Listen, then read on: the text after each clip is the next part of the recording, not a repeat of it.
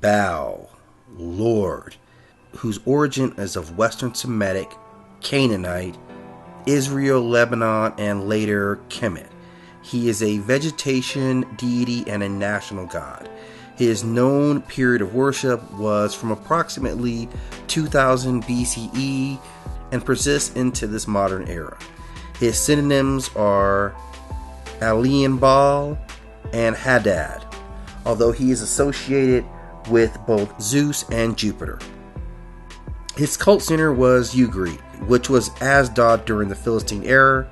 Otherwise, he is generally known down the corn-bearing coastal plain of the eastern Mediterranean, including Baal Hazor, Baal Sidon, and Baal Tyre in Lebanon, and also Memphis in the nation of Kemet. In art references, he is shown in a stele from Ras Samra, which has a seated bull with bull horns who is thought to be Baal. A model calf recently discovered there also symbolizes the god Baal. In literary sources, he is seen in Ugarit, creation texts from Ras Samra, particularly the legend of Baal and Anat, and Baal and Mot Vetus Testimonia. Baal may have originated from an even older pre-agricultural times as a god of storms and of rain. He is the son of Dagan, who himself was in turn the god of the seven storms. So we see where Baal inherits some of his attributes. Now, his father was considered to possibly have been worshipped as far back as the 9th century BCE. He was considered to be a creator god at that time, but later became a god who was focused on vegetation and concerned with the fertility of the land. Now, Baal is said to have gained his kingship over his pantheon in primeval times.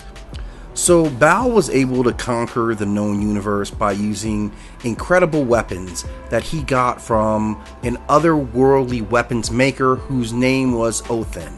And what Othin's ability was basically to channel and control the power of chaos. So rivers and wind and storms were his fuel. And from that, he created incredibly powerful weapons, and that gave them access to allies that Baal would use in his quest to conquer the world, which he ultimately accomplished. It is said that Baal lives in a vast and opulent palace on a mountain called Sapin. Old connotations of a weather god remain in the text, which describe the voice of Baal as being thunder, and a hole in the floor of his palace through which he waters the earth. According to one text, his servants are the form of 7 pages and 7 boars, all of which, like his daughters, Pedre, daughter of mist, and Tali, daughter of showers, probably have fertility functions. Baal is said to have sired a bull calf, the guarantee of his power in his absence, before descending into the underworld to challenge the forces of chaos in the form of the god Mot. So again, descent into hell to face a powerful enemy is a common theme we see particularly in belief systems that come from that Semetic region. And now in his battle against Mot, he dies but is restored through the efforts of his sister Anat, and in the 7th year kills Mot. Baal's victory over Mot, representing death and chaos, was celebrated in an autumn festival of the new year in the month of Tesri, which coincided with the arrival of rains. Again, Baal originated as a god of vegetation. But it's significant that Baal descends into the underworld and is reborn, and that rebirth itself is attached to a seasonal holiday, and that's something that's very common. We see that very same correlation with biblical Jesus, who later becomes attached with a spring equinox, but we also see that same association with Inanna, or should I say Tammuz, of Sumerian beliefs. He also was, is allowed to come back to earth during the time of plentiful, of the time of spring and rebirth, and we also see Persephone of Greek mythology, who pretty much reflects that same story. So the descendancy to the underworld being rebirth and representing that through earthly seasonal holidays is very common, particularly in beliefs from around this area of the world.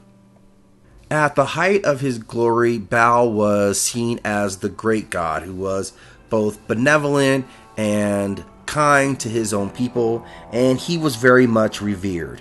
When we hear the name Baal-zebul, we have to remember that the Zebul means prince, and he was regarded as a prince among these people during this period of time. And even later, during the mid-16th century BCE, in the New Kingdom of Egypt, or Kemet, he enjoyed a very significant cult following, although he remained eclipsed by the god Asar, or Osiris as you may know him, a significant rebirth story of his own. During the Greco-Roman period, Baal ultimately became assimilated into that region's belief, and they called him the names Zeus and Jupiter, and he would later be identified with the god Saturnus. Even in modern times, the name Baal still remains powerful, although he is often associated with the Christian figure of Satan and the concept of child and human sacrifice. The name Baal has remained polarizing for thousands of years, and even in modern times, people still react viscerally to the name Baal or Baal-zebub. What we can say is that Baal will more than likely be a name that will carry power thousands of years into our future as well. But